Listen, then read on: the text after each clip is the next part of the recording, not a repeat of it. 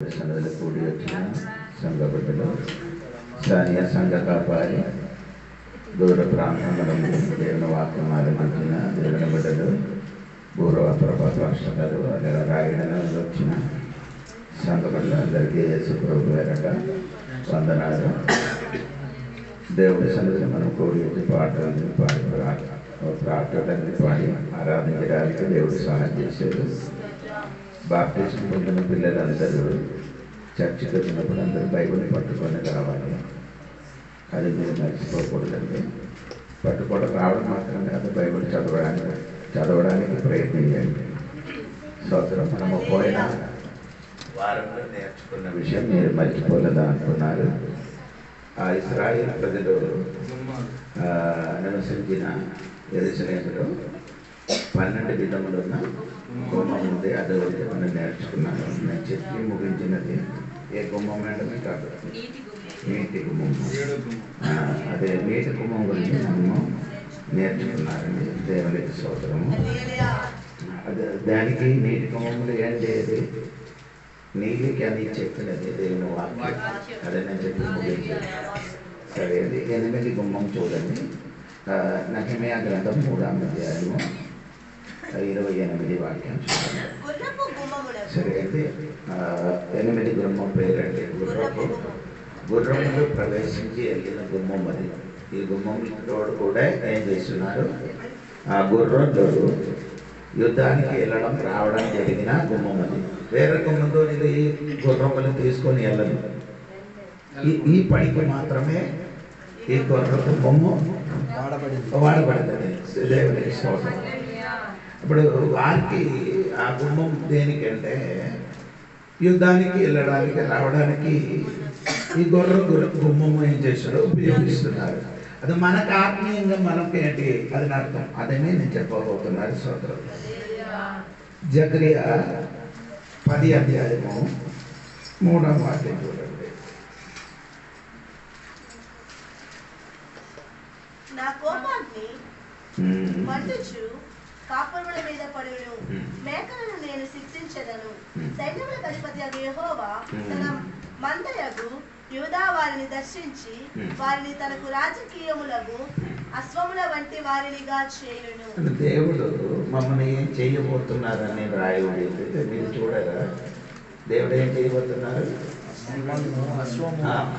దేవుని బిడ్డలకి అశ్వముగా చెయ్యబోను అని కథ చూడాలి. మీరందరూ ఈ వాక్యం చదవడం కాదండి, మనకు ఆ వాక్యంలోని ఏంటి సంబంధం ఉందని కూడా చూడాలి. అంటే దాన్ని బట్టి నేను అది చెప్తున్నారు. దేవుడికి స్తోత్రము. ఆ గుమ్మము ఏంటండి, దేని కొరకు గుమ్మం అంటే ఆ గుర్ర ఇక్కడే చూడండి. మమ్మను దేవుడు ఎలాగ చేయబోతున్నారు, అశ్వము వంటి వారుగా చేయబోతున్నారు. అంటే దేవుని సంఘ బిడ్డలకి దేవుడు ఎలాగ మార్చబోతున్నారు. గుర్ర గుమ్మములు దాటిపోతున్న దేవుడి బిడ్డలు అశ్వం దేనికండి, ఆ యుద్ధం చేయడానికి వెళ్ళిన బిడ్డలుగా నన్ను దేవుడే చేసి మార్చబోతున్నారు. ఇప్పుడు నేను మనుషులుగా ఉన్నారు కానీ ఆ గుర్రములకున్న ఆ శక్తి ఎలాగ ఉందో అటువంటి మన జీవితం దేవుడే చేయబోతున్నారు, మార్చబోతున్నారని దేవుడు వాక్యంలో రాయబడింది. అంటే గుర్రముల గురించి యోబు చెప్పిన కూడా మీరు చూడాలి, అప్పుడు మీకు అర్థం అవుతున్నారు. యోబు గ్రంథము 39వ అధ్యాయము 20వ వాక్యం కూడా మీరు చూడండి. యోబు మిడతల వలె అది చదవమా, అది గంతులు వేయునట్లు చేయుదువా, దాని నాసిక రంధ్ర ధ్వని భీకరము. మైదానములో అది కాలు దువ్వి తన బలమును బట్టి సంతోషించును. అది ఆయుధదారులను ఎదుర్కొనబోవును. అది భయము పుట్టించు దానిని వెక్కిరించి భీతి నొందకుండును. ఖడ్గమును చూచి వెనుకకు తిరగదు. అంబుల పొదియు తలతలలాడు ఈటెలను పల్లెములను దాని మీద గలగలలాడించినప్పుడు ఉద్దండ కోపముతో అది బహుగా పరుగులెత్తును. అది బాకానాదము విని ఊరకుండదు. బాకానాదము వినబడినప్పుడెల్లా అది ఆహా ఆహా అనుకొని దూరము నుండి యుద్ధ వాసన తెలుసుకొనును. అది లేచినప్పుడు గుర్రమును దాని రౌతును తిరస్కరించు. అంటే గుర్రముల స్వభావం గురించి 18 నుండి కిందకి చదవండి. దేవునికి స్తోత్రం. ఆ గుర్రములు యుద్ధానికి వెళ్ళిన గుర్రముల స్వభావం ఎటువంటి ఉండాలి ఏంటంటే బాగా నాదం అంటే బాగా అంటే అర్థమైందా దూర ఊదినప్పుడు ఆడ ఏం చేస్తున్నారు ఊరకుండా ఆడేం చేస్తున్నారు ముందుకెళ్తున్నారు. ఖడ్గం చూసినప్పుడు ఏమవును వెనకకి తిరిగి యుద్ధం జరిగినప్పుడు ఎంతమంది యుద్ధం అక్కడ జరుగుతుంది. చాలా మంది గుర్రములు పడిపోయినది చచ్చిపోయినది మనిషిని చచ్చిపోయినది అన్ని చూసి ఉండొచ్చు. అప్పుడు కూడా గుర్రం ఏం చేయదు వెనకకి తిరిగి ఏం చేయాల్సిన్నారు ముందుకు వెళ్ళి తన యుద్ధముల పాలు పొందినట్టుగా రాయబడి ఉంది. అదే విధంగా దేవుడు సంఘ బిడ్డలు దేవుడు మమ్మల్ని గుర్రములుగా మార్చిన కాబట్టి మనం ఒక యుద్ధ వీరుడుగా యుద్ధం చెయ్యిన బిడ్డలుగా పోరాటం చెయ్యిన బిడ్డలుగా మారాలి అని దేవుడు వాక్యం చెప్తున్నారు. దేవుడికి స్తోత్రం కలిగిన చాలా మంది ఇప్పుడు ఏం చెయ్యలేదు యుద్ధం చెయ్యకుండా నిలబడుతున్నారు. మనమందరం ఇప్పుడు ఎక్కడ నిలబడుతున్నాను యుద్ధం చేసిన భూమిలో దేవుని సంఘ బిడ్డలు నిలబడుతున్నారు. యేసయ్య రెండారు అక్కడ వరకు మనకేముంది భూమిలో యోబు అనగ కాదా యోబు చెప్పిన మాట మీరు చెప్పొచ్చు కదా భూమి మీద ఏంటండి నరుడు కాలం ఏముంది ఇక్కడ భూమి మీద నీకున్న కాలం ఎప్పుడు ఏమండి యుద్ధము.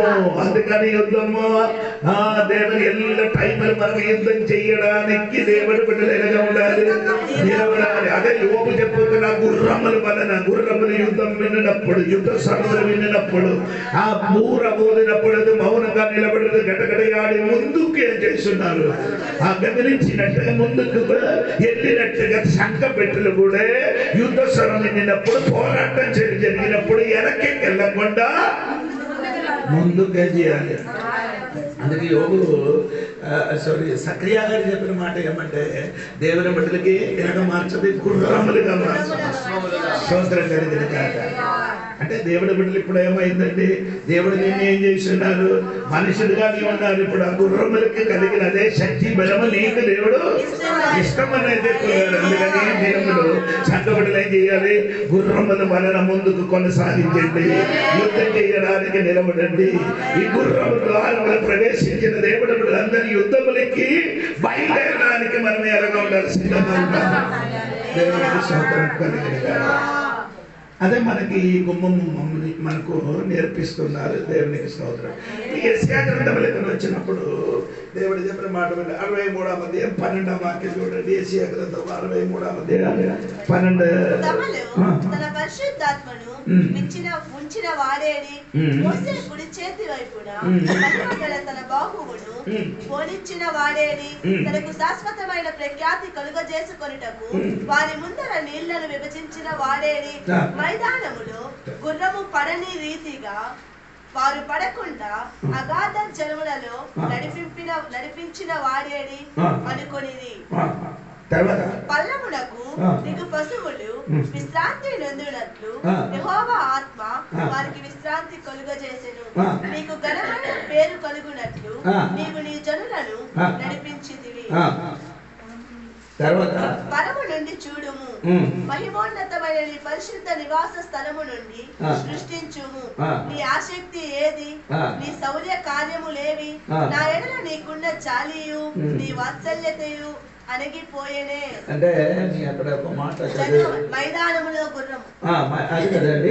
అదిలో 63లో 12వ వాక్యములు చదివినప్పుడు గుర్రము పడని రీతిగా వారు పడకుండా అగాధ జలములలో నడిపించిన వాడేడి. అంటే ఇక్కడ మీరు చదివినప్పుడు మీరు చూడగలిసిన మాట ఏమండి దేవునికి స్తోత్రం 13, 14 వాక్యం కూడా చదవాలి.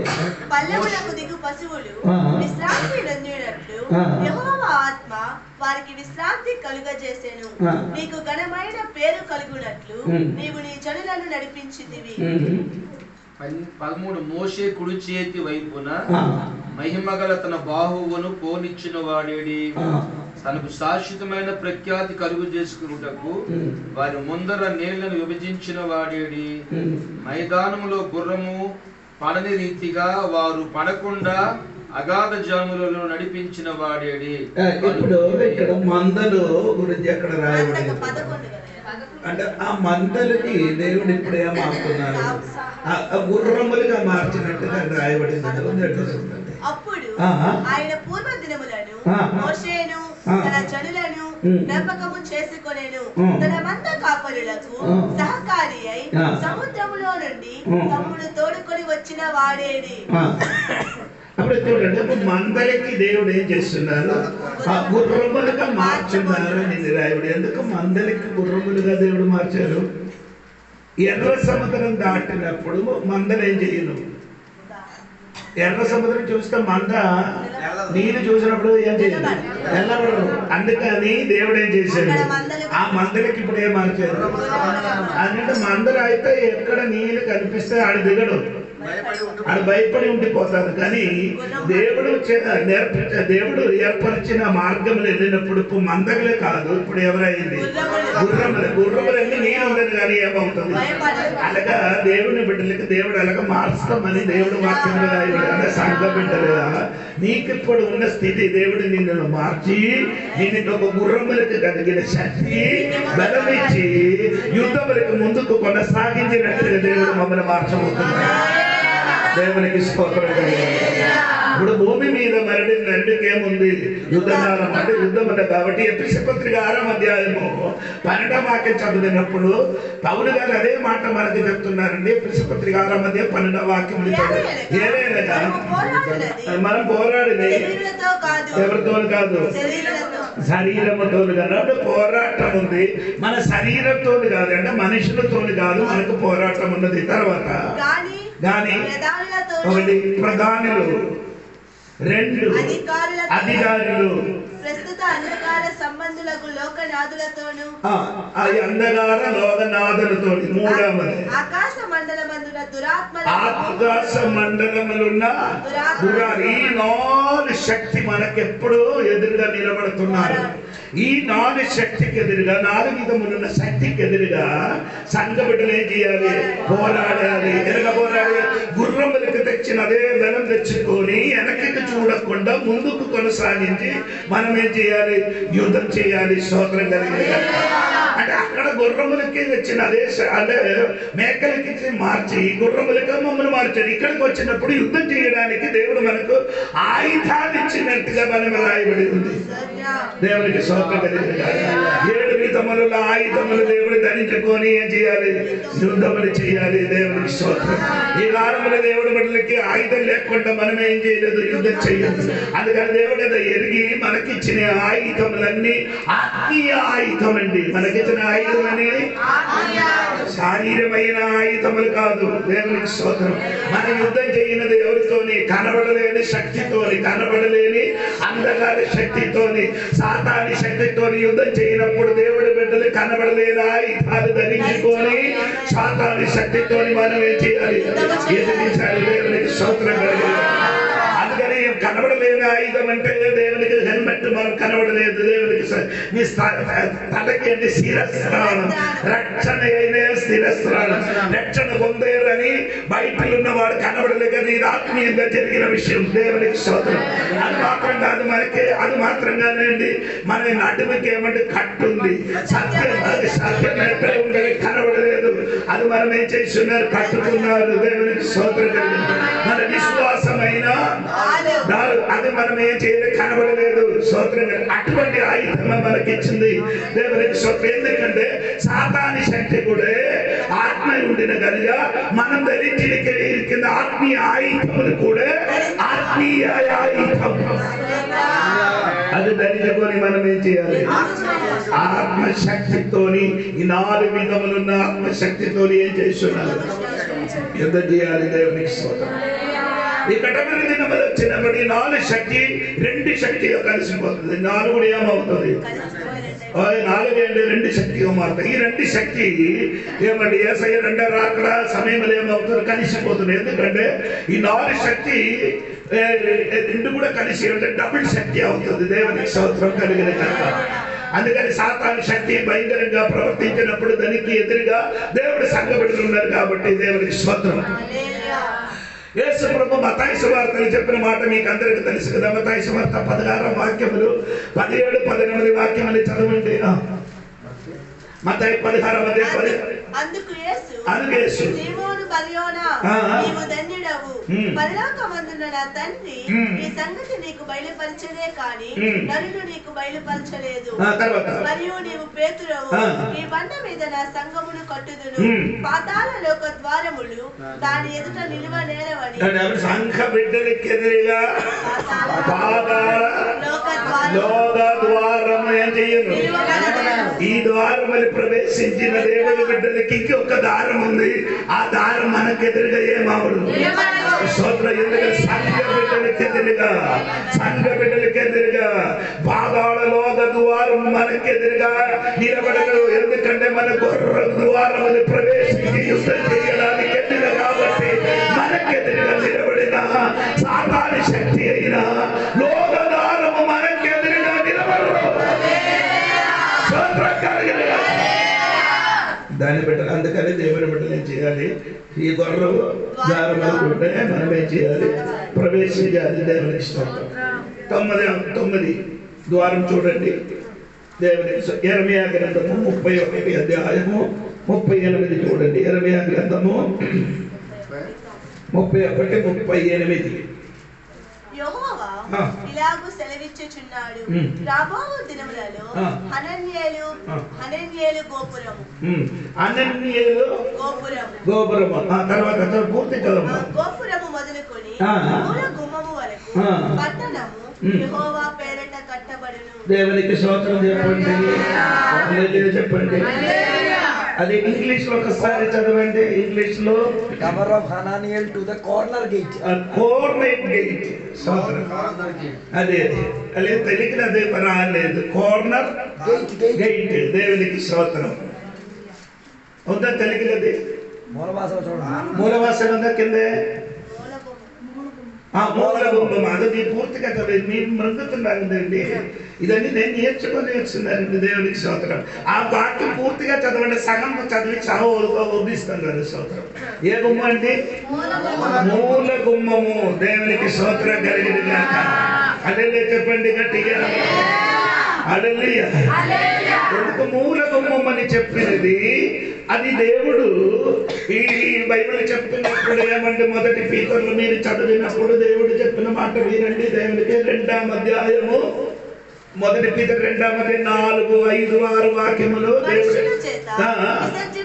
నీ పుల్లిగా చదవాలి. సగం చదవద్దు. దేవుని దృష్టికి ఏర్పరచబడినది అమూల్యమును సజీవమునైన రాయియగు ప్రభువునొద్దకు వచ్చిన వారై యేసుక్రీస్తు ద్వారా దేవునికి అనుకూలములకు ఆత్మ సంబంధమైన పనులు అర్పించుటకు పరిశుద్ధ యాజకులుగా ఉండునట్లు మీరును సజీవమైన రాళ్ల వలె నుండి ఆత్మ సంబంధమైన మందిరముగా కట్టబడుచున్నారు. ఏలయనగా ఇదిగో నేను ముఖ్యమును ఏర్పరచబడినది అమూల్యమునకు మూల రాతిని. యేసు ప్రభు ఎవరండి? మూలరాయి. దేవునికి స్తోత్రం. మూలరాయి అంటే ఒక ఇల్లు కట్టినప్పుడు ఆ ఇంటికి ఫస్ట్ వేసినది ఏమండి? మూలరాయి. ఎందుకంటే 2 గోడలకి కలిపిన ఆ రాయి పేరండి మూలరాయి. ఎందుకు యేసు ప్రభు కనుక మూలరాయి అని చెప్పడానికి ఉన్న కారణము అదే యూదులకి అన్యులకి కలిపిన రాయి అండి. దేవుని మూలరాయి. దేవునికి స్తోత్రం. ఈ రాత్రి దేవుడి బిడ్డలు మరిచిపోకూడదండి. యేసు ప్రభు మూలరాయిగా ఉన్న కాబట్టి దేవునికి ఈ మూల గుమ్మములు దాటిన వాడు తెలుసుకోవాలి. ఈ మూలరాయి వేరే ఎవరు కాదు, యేసు ప్రభువే. కానీ మూల రాయికి ఏం చేశారు? విస్తరించేది. ఈ మూల రాయికి యూదులు ఏం చేశారు? విసర్జించారు. అదే యోహాను సువార్త 1వ అధ్యాయములో 11వ వాక్యములు చదివినప్పుడు నా సోదరుడు చదవండి. ఆయన స్వర్గీయులు వచ్చారు. స్వర్గీయులు అంటే సొంత వారే యేసయ్యకే చేసేది. ఈ మూలరాయి అక్కర్లేదని అది విసర్జించినప్పుడు, విడిచిపట్టినప్పుడు ఆ మూలరాయి ఇప్పుడు ఏమైందండి? సంఘానికి మూలరాయి అయిపోయింది. సంఘానికి మూలరాయి మారిన కాబట్టి ఈ రెండు కులములున్న వారికి అందరికి కలిపి ఏం చేస్తున్నారు? కట్టుతున్నారు.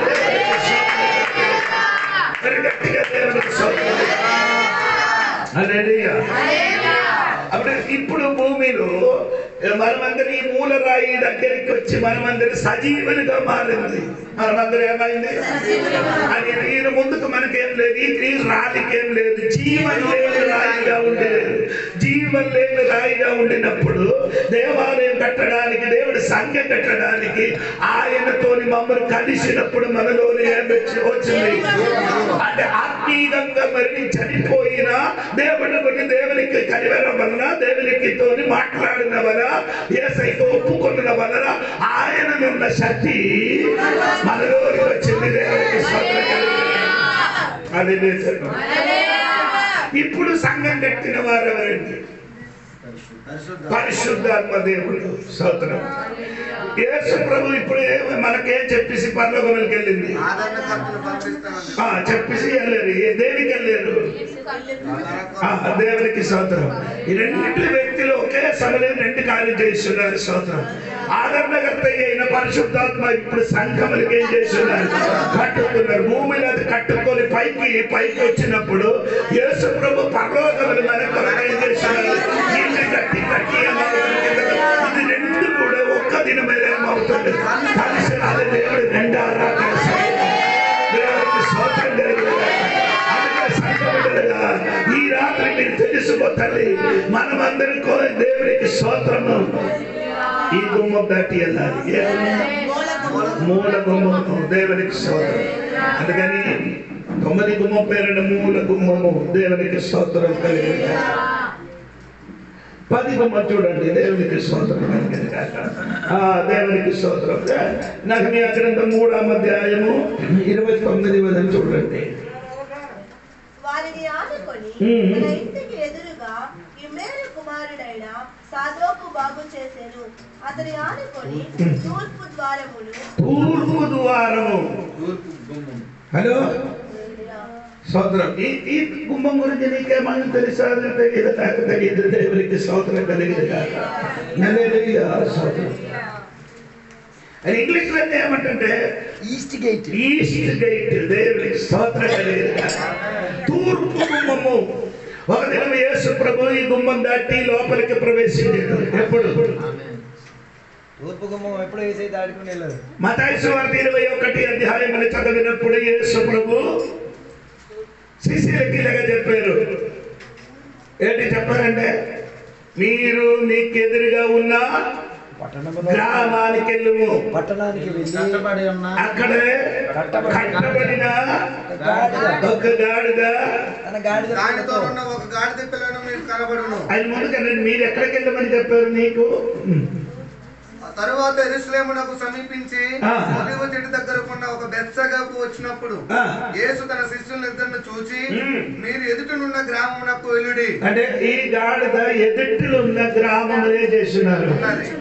కట్టబడి ఎదుట అంటే పదానికి అర్థం చెప్పండి. ముందు, ఆపోజిట్.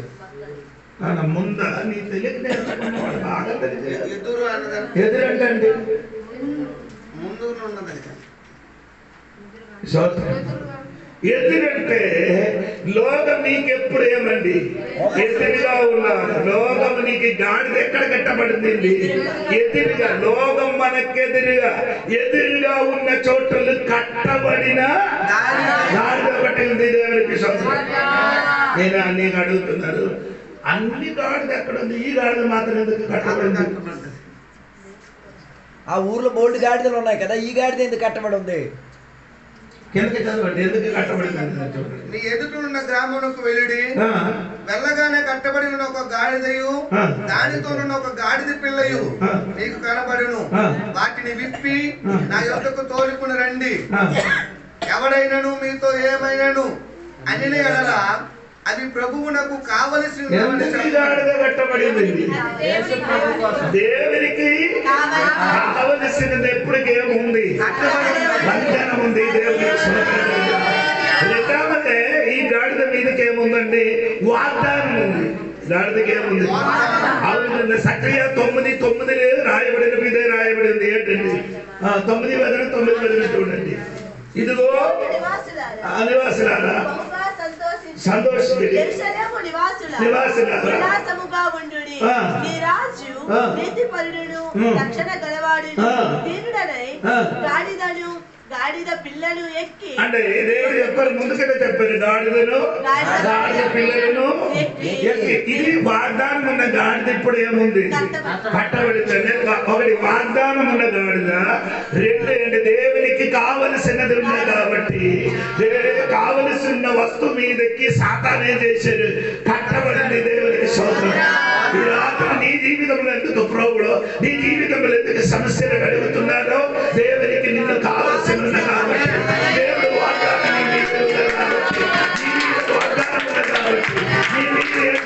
దేవుడికి కావలసిన వ్యక్తి కాబట్టి నీకేమవుతున్న బంధనం ఉంది. నీకు ఎదురుగా ఉన్నారు, నీ కట్టబడి ఉన్నారు. ఎప్పుడు నీ కట్టబడిగా ఉండను, ఎప్పుడు ఉండను. వాగ్దానం మీద ఉన్న కాబట్టి ఇద్దరు వస్తున్నారు.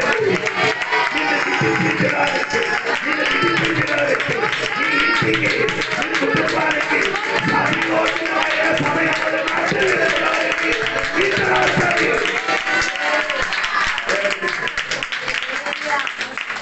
వాగ్దానం ఉన్నవాడు ఎప్పుడు ఏముంటారు? కట్టబడతోనే ఉండరు. కట్టబడకుండా ఉండరు. ఎప్పుడు వాగ్దానం ఉన్న బిడ్డలకి ఎప్పుడు కట్టి కట్టి కట్టి కట్టి కట్టి మీద ఉండరు. ఏదో ఒక రోజు వారికి విడుదల. దేవునికి కావలసిన ఉన్న వాడికి ఎప్పుడు ఎలాగా ఆ కట్టులో ఉండరు. ఆయన సమయం వచ్చినప్పుడు దేవుడు అక్క అది కట్టు విప్పడానికి స్తోత్రం. అవును కదా. నీ కూడా రక్షణలోనికి రావడానికి, నిన్ను కట్టు విప్పడానికి ఎవరో అయిన దైవదాసుడు దేవుడు వాక్యము అందించిన కాబట్టి నీకేమైందండి? విడుదల పొందింది. దేవునికి స్తోత్రం. అదే నేను కట్టు విప్పడానికి ఎవరైనా నీ ఇంటికి వస్తుంది. దేవునికి స్తోత్రం. అలాగా కట్టు విప్పి దేవుడు ఏం చేశాడు? ఆ గాడిద మీద కూర్చుని మొదలు ఏం చేశాడు? గాడిద మీదకి ఏం చేశాడు? వస్త్రం వేశాడు. అవును కదా, అవును కదా. అదే ఏ వస్త్రం వేశారంటే మన భాషలో మనం యేసయ్య మనలోనికి రావడానికి నీతి అయిన వస్త్రం దాన్ని ధరించిన కాబట్టి మనం ఏమైంది?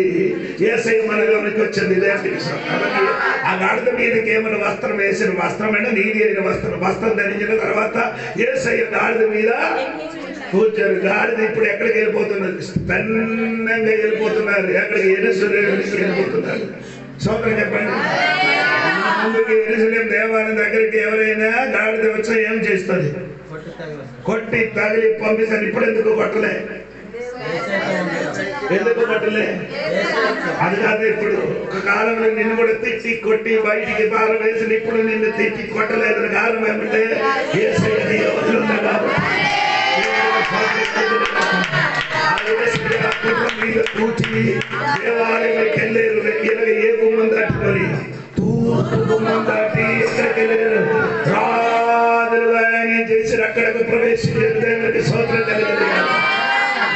ఏది గుమ్మంతోని రాజులుగా ప్రవేశించారు అదే గుమ్మంతోని ఆయనకి నింద వేసి కొట్టి శిలువ వేసి శిలువ పెట్టి మోసుకొని ఎక్కడికి వెళ్ళారు?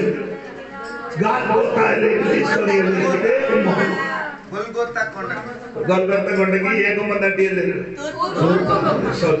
యేసు ప్రభు ఎప్పుడు ఆ గుమ్మం దాటి బయటికి వచ్చారో అప్పుడు ఆ గుమ్మం ఏమైంది? ఇప్పుడు వరకు తెరబడాలి. స్తోత్రం. ఆ గుమ్మ ఇంకే ఎప్పుడు తెరబడుతుంది? యేసయ్య రాజులుగా తిరిగి వచ్చినప్పుడు ఏ గుమ్మం ఉందో, ఏ ఆ గుమ్మం దాటి ఆయన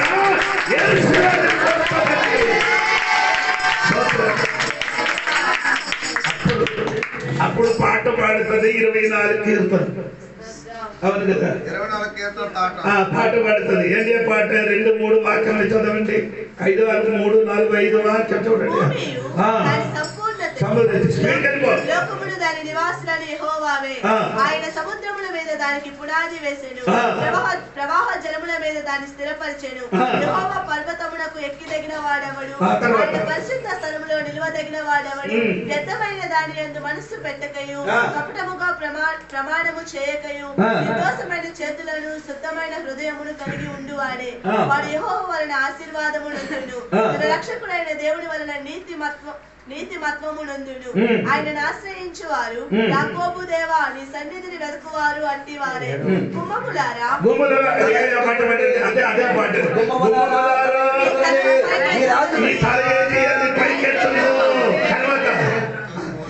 మహిమగల రాజు పాటప్పుడు పాడి లోపలికి గుమ్మములారా ఏం చేయాలి? మహిమగల రాజులు ఏం చేసి ప్రవేశించిన వెళ్ళగొట్టి బయటికి నిర్మించి అపమానించి సిలవేసి మోసుకొని బయటికి వెళ్ళారు.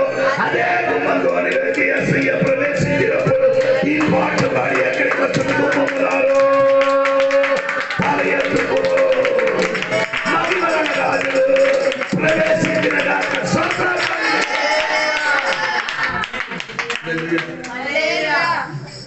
అపమానించి వెళ్ళగొట్టారు. అదే గుమ్మంతోని ప్రవేశిస్తున్న ఒక సమయం ఉంది. అందుకని దేవుడికి స్తోత్రం కలిగిన గట్టిగా దేవుడి స్తోత్రం. 11 గుమ్మం చూడండి. 2 రాజుల పుస్తకం 14వ అధ్యాయం 13వ వాక్యం. 14, 13. 14వ అధ్యాయం 13. ఇశ్రాయేలు రాజైన యెహోయాసు అహజ్యాకు పుట్టిన యోవాసు కుమారుడైన అమజ్యా అను యూదా రాజును బేత్షెమెషు దగ్గర పట్టుకొని యెరూషలేమునకు వచ్చి ఎఫ్రాయిము గుమ్మము మొదలుకొని అంటే ఇదంటే ఇలా ఫెలోషిప్. ఈ గుమ్మం ఏముందండి? ఫెలోషిప్ అంటే సహవాసం. యోసేపులు ఇద్దరు కొడుకండి. యోసేపులకి 2 కొడుకులు. మనసు అనే పదానికి అర్థం మర్చిపోవడం. ఎఫ్రాయిం అనే పదానికి అర్థం స్వార్థం చేయడం. స్తోత్రం చెప్పండి. సహోదర ఐక్యత కలిగి ఉంటే ఎలా ఉంటది? మనోదరం వర్ధనమే ఎక్కడ వస్తుంది? దేవుడికి స్తోత్రం. ఎవరి స్తోత్రం చెప్పండి. ఫెలోషిప్ ఉంటే ఏముండదు? వర్ధన వస్తుంది. వాగ్దానం కాదు, వర్ధన. ఇంక్రీజ్. నేను ఇప్పుడు చెప్పిన ఫెలోషిప్ సహవాసం ఉంటే మనకందరికి ఏముండదు? వర్ధన వస్తుంది.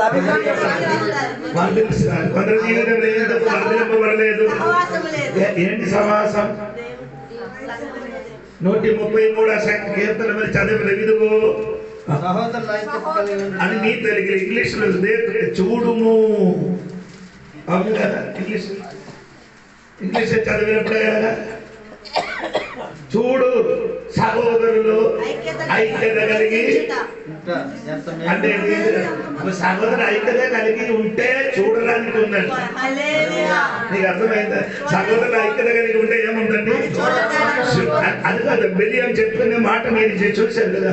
ఆ కొండ పైన చూసి లోయలకు చూసినప్పుడు ఇశ్రాయేలు గూడారం ఎందో మనోదరము అది ఎలాగ గూడారం కట్టి నివసించారని నీకు తెలుసా? ఆడు గూడారం కట్టి ఏమంటే అది ఎక్కడెక్కడ కట్టాలని అలాగా గూడారం కట్టి ఐక్యత నివసించినప్పుడు బిలియం చూసినప్పుడే ఎంతో మనోదరం కనబడుతున్నారు. అందుకని రాత్రి దేవుడు సంఘబిడ్డలందరూ ఐక్యత కలిగి ఉంటే ఆడుకాడు ఐక్యత కలిగి సహవాసంతో ఉంటే అక్కడ చూసిన వారందరికీ ఏం చెప్తుంది? వీళ్ళు ఎంతో మనోదరము. స్తోత్రం.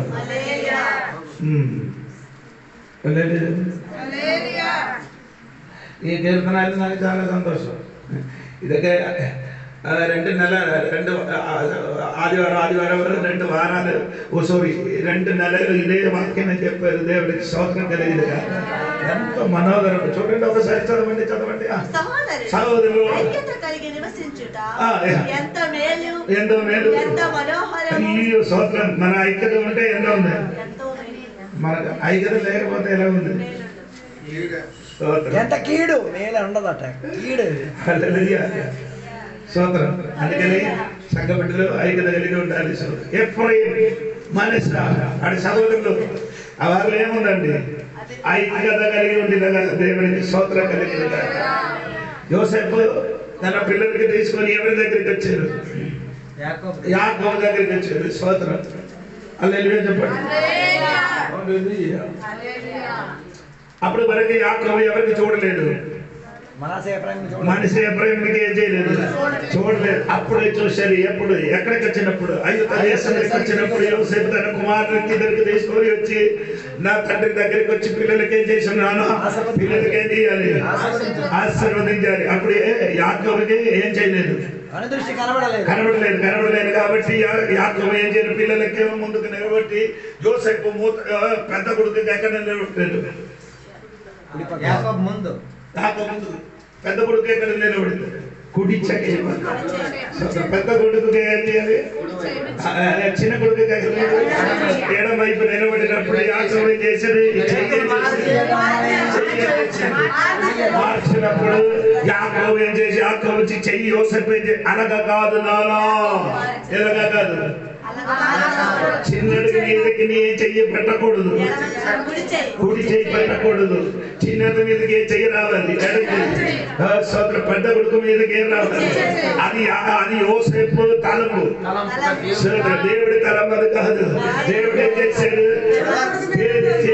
స్తోత్రం కలిగిన ఈ రాత్రి దేవునికి స్తోత్రం కలిగిన స్తోత్రం చెప్పండి.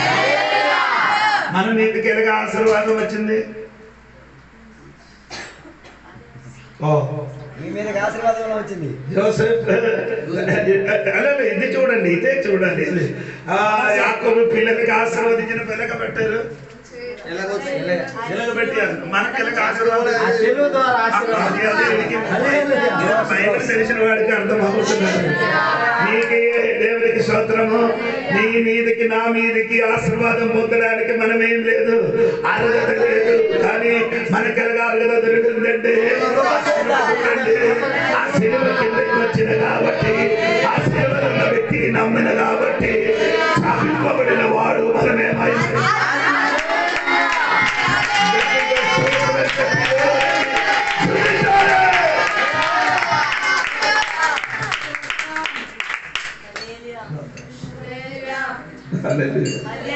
ఇక్కడ ఏసైకి సాధన చూడండి. స్తోత్రం. ఎవరి మీద ఎవరు ఏ చేయి పట్టాలని యాకోబు ఎరిగినట్టుగా నా దేవుడికి తెలుసు. ఎవరి మీద ఏ చేయి పట్టి ఏం చేయాలి? ఆశీర్వదించాలని ఏసైకి తెలుసు. దేవుడికి నీ తలంపు కాదు, నీ తలంపు కాదు, నా తలంపు. అవును కదా? నీ ఆలోచన కాదు, నా ఆలోచన. దేవునికి స్తోత్రం. దేవుడి చిత్తం వలన అన్ని జరుగుతుంది. దేవునికి స్తోత్రం. మర్చిపోకూడదండి. దేవునికి స్తోత్రం. హల్లెలూయా. దేవునికి స్తోత్రం.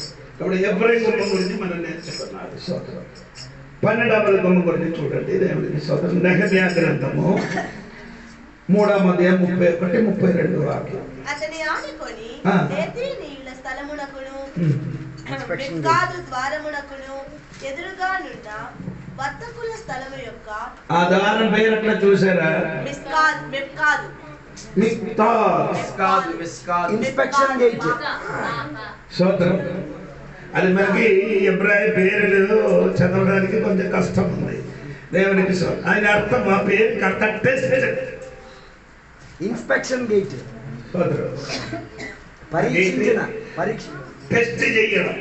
పరీక్షించిన ఆ గేట్ పేరండి పరీక్ష చెయ్యడం గేట్. దేవునికి పరీక్షించిన ద్వారం. చెప్పండి, ఆ పేరుకి అర్థమే చెప్తున్నారు. ఆమని చెప్పండి. హల్లెలూయా. స్తోత్రం కలుగును. నేను చదవండి కొరింథీ పత్రికలోకి రండి. 2 కొరింథీ పత్రిక 5వ అధ్యాయం 10 వాక్యం చూడండి. 2 కొరింథీ పత్రిక 5వ అధ్యాయం 10 వచనం. ఎందుకనగా తాను జరిగించిన క్రియల చొప్పున అవి మంచివైనను సరే చెడ్డవైనను సరే దేహముతో జరిగించిన వాటి ఫలమును ప్రతి వాడు పొందునట్లు మనమందరమును క్రీస్తు న్యాయముతో స్తోత్రం చెప్పండి. మమ్మల్ని పరీక్షించిన స్థలం ఎక్కడే? మమ్మల్ని తెచ్చిన స్థలం ఎక్కడే? క్రీస్తు న్యాయపీఠం ఎదుట. అవునా లేదా? బాకీ అన్ని మూడు పెద్ద సింహాసనం ఉంది కదా. ఒకటి క్రీస్తు సింహాసనం, 2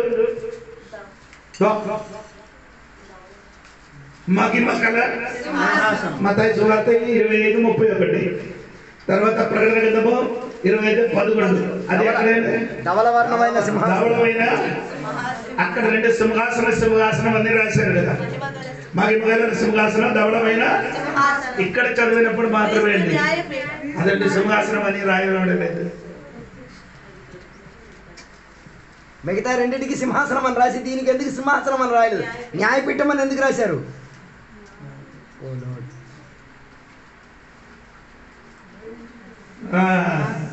దేవుని బిడ్డలకి తీర్పు తీర్చిన సింహాసనం కాదు, న్యాయపీఠం. స్తోత్రం కలిగినగా. హల్లెలూయా చెప్పండి గట్టిగా. ఎందుకు అక్కడ దేవుడు తీర్పిస్తున్నారంటే, ఒకటి తన పిల్లలకి టెస్ట్ ఇయ్యిన స్థలం అది. దేహముతో జరిగించిన వాటినన్నిటి గురించి స్తోత్రం కలిగినగా. చోటు అక్కడ దేవదార్శనమని పరీక్షించిన మాత్రం దేవుడిని చెయ్యిన పనికి అనుసరించి దేవుడే చేస్తున్నారు. నిన్ను పరీక్షిస్తున్నారు దేవుడికి. అది చెడ్డదైనది కూడా మంచిదైన కూడా మనం అందరూ క్రీస్తు న్యాయపీఠములో నిలబడడానికి వెళ్తున్నది. భూమిని జీవించినప్పుడు దేవుడి వరకు చేసినది మంచిదైన చెడ్డదైన దానికి పరీక్షించిన ఒక దినం ఉంది. సోదరు చెప్పొచ్చు కదా, నేను చెయ్యిన ప్రతి పనికి దేవుడు అక్కడ పరీక్షణ చేస్తుంది.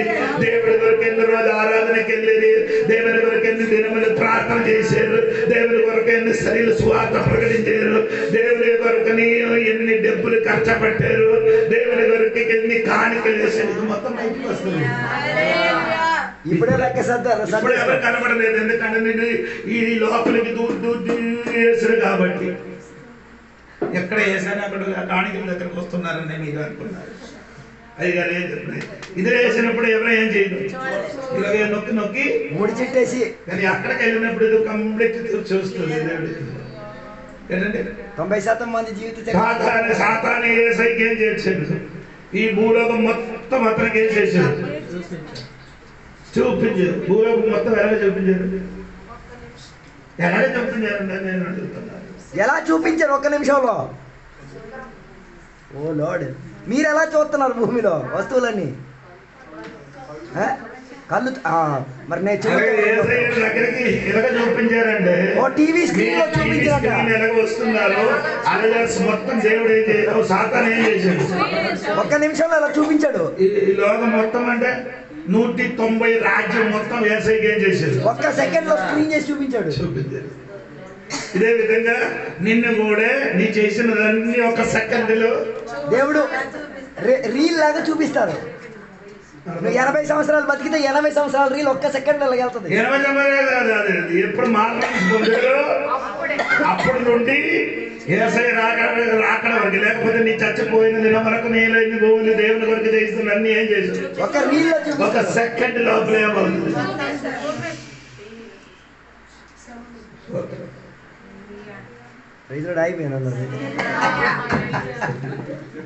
కృష్ణ ఆయన కూడా నేర్చుకోవాలండి. దేవుడికి స్తోత్రం కలిగింది. ఇది చెప్తే కొందరికి ఏమవుతుంది, నీకు వింటే సిరాకు వస్తుంది. కానీ వేరే దేవుడు దీవిస్తాను వేరుతాను అప్పుడు. ఇది చెప్తే మీకు స్తోత్రం. న్యాయపీఠం గురించి చెప్తే అందుకే యేసు ప్రభు చెప్పారు కదా, ఒక గ్లాసు మంచినీళ్ళు ఇస్తే చెప్పండి వాకి, ఒక గ్లాసు నీళ్ళు ఇస్తే చల్లగా నీళ్ళు ఇస్తే నీ ఎలాగ కొలుతుందో ఇప్పుడు నొక్కి ఇస్తే అక్కడికి వెళ్ళినప్పుడు దేవుడి పనిని మాత్రం ఏం చేయకూడదు. ఇప్పుడు ఎలాగ చేయాలి? విశ్వాసంగా పెట్టి ఆ విధవరాలు అమ్మగారు తన చేతులున్నా 2 కాసులు అలాగే మొత్తం వేసాడు. అలాగే వేసి చూడండి, అక్కడికి వెళ్ళినప్పుడు దేవుడు కూడా అలా మొత్తం వేస్తాడు. సో ఆ ప్రతిఫలం అనుసరించి నీ ఇక్కడ చేసిన ప్రతిఫలం అనుసరించి ఒక్కొక్క పట్టణానికి నిన్ను దేవుడు అధికారం నీకు కొంచెం ఇస్తున్నా, కొంచెం ఒక చోటకి నీకు అధికారం ఇస్తున్నా. ఎక్కువ ఇవ్వడు, ఎందుకంటే నీ ఎక్కువ ఇవ్వలేదు కాబట్టి. నేను చెప్పలేదు, నీ ఉంటేనే కాదండి దేవుడికి స్తోత్రం. వేసినది ఎక్కువ, దొరికినది ఎక్కువ. విత్తనం వేసినప్పుడు ఎంత వేస్తుంది? కొంచెం కోసినప్పుడు అదే స్తోత్రం వెళ్ళిపోనండి. అప్పుడు ఇక్కడ మనకు అందరికి ఏమవుతుంది? క్రీస్తు నాయకుని దీన్ని టెస్ట్ చేయన దినములు దేవునికి స్తోత్రం కలిగిన సారీ ఎబ్రి పత్రిక 6:10 ఒక మాట పౌలు గారు అనేది మీకు అందరికి తెలుసు కదా. మీరు చేసిన కార్యమును మీరు పరిశుద్ధులకు ఉపచారము చేసి ఇంకను ఉపచారము చేయుచుండుట చేత తన నామమును బట్టి చూపిన ప్రేమను మరిచుటకు దేవుడు అన్యాయస్తుడు కాదు. దేవుడు ప్రేమను బట్టి ఏంటి? ఒక్కసారి కూడా గట్టిగా చదువు. నీ చేసిన కార్యమును మీరు పరిశుద్ధులకు ఉపచారము చేసి. ఎవరికి చేశారు? నీ ఇంటికి వచ్చిన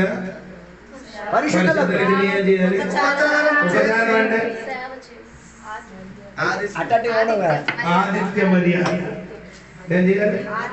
ఎవరికి? పరిశుద్ధులు ఇంటికి వచ్చినప్పుడు ఏం చేయరు? పరిశుద్ధులు ఇంటికి వచ్చినప్పుడు చాలా మాంసం ఉందా మా ఆదిత్య పెట్టి ఒట్టి పప్పు వంకాయ వేపున్నది అన్ని పెట్టించి ఆడికి పంపిస్తాను. ఏం ముట్టరు. ఎన్ని పరిశుద్ధులు వాళ్ళ ఇంట్లో పడుకున్నారు అడగండి. నీ ఇంటిలో వచ్చినప్పుడు పరిశుద్ధులు నీ ఇంటిలో వచ్చినప్పుడు మాంసం ఉంటుంది అనుకో, వండారు అనుకో, నీ ఏం చేయను?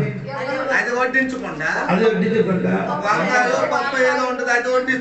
అది కూడా దేవుడు చేస్తాడు. పరిశుద్ధులకు ఏం చేయాలి? ఉపచారం చేసి. నీ పరిశుద్ధులకు ఏదైతే ఉపకారం చేశారో వారి కోసం ఏంటి తిండి పెట్టారో ఎలాగ చేశారో ఉపచారము చేసి చేత తన నామమును బట్టి చూపిన ప్రేమను మరుచుటకు దేవుడు అన్యాయస్తుడు. ఈ లోకంలో చేసినది విషయం మరిచిపోయిన ఎవరైనా ఉన్నారా? ఈ లోకంలో ఒక వ్యక్తి కొరకు ఉపకారం చేసి మరిచిన ఎవడైనా ఉన్నాడా? ఎవరు? బైబిల్లో చెప్పండి. ఎవరో దావీదు మరుభూమిలో ఎడారిలో ఉండినప్పుడు వారికి తిండికి తినడానికి ఏం లేదు. ఆకలితోని ఉండినప్పుడు ఎవరు వచ్చారు? బ్రసిలియా అని చెప్పబడిన ఒక పెద్ద ధనివంతుడు దావీదు కోసం ఏం తెచ్చి వచ్చారు? తెచ్చి వచ్చారు, రొట్టె తెచ్చి వచ్చారు.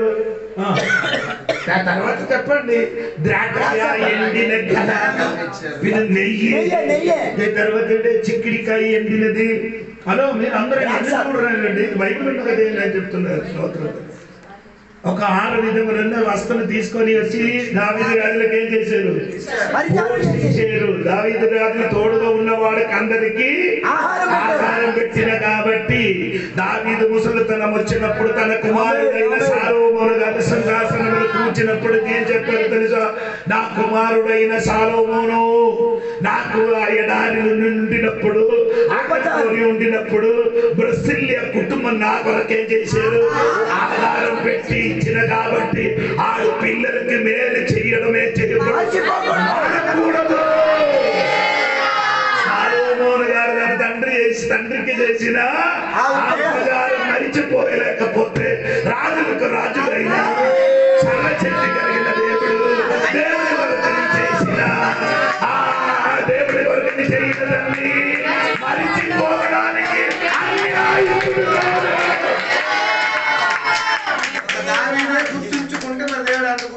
అదే మర్చిపోయిందని ఇది ఎక్కడ రాయబడి ఉందని ఇది నన్ను చూసుకున్నారు కదా. అవునమ్మా, ఎక్కడ రాయబడిందమ్మా? రాజుల గ్రంథం. రాజుల గ్రంథం ఎక్కడ రాయబడిందండి? ఎవరు చెప్పలేదండి. దేవునికి స్తోత్రం. ఎక్కడ ఏందండి? దేవునికి స్తోత్రం. ఎక్కడ రాయబడిందండి చెప్పండి. సమూయేలు గ్రంథము 2 సమూయేలు గ్రంథము 19వ అధ్యాయం ఉంటున్నట్టుగా చూడండి 31 నుండి కిందకి చదవండి. 2 సమూయేలు 19వ అధ్యాయము 31 నుండి మరి బర్జిల్లయు యోర్దాను అద్దరికి వచ్చి రాజుతో కూడా నది దాటెను. బర్జిల్లయు 80 సంవత్సరముల వయస్సు కలిగి బహు ముసలివాడై ఉండెను. అతడు అధిక ఐశ్వర్యవంతుడు కనుక రాజు మహానాయములో ఉండగా అతనికి భోజన పదార్థములు పంపించుచూ వచ్చాను. చెప్పండి గట్టిగా.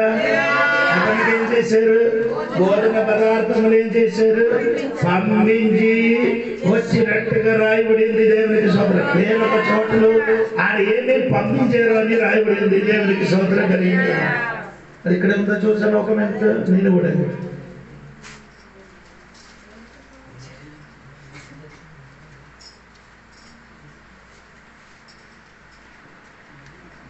లేదు, కనపడలేదు. పోనండి.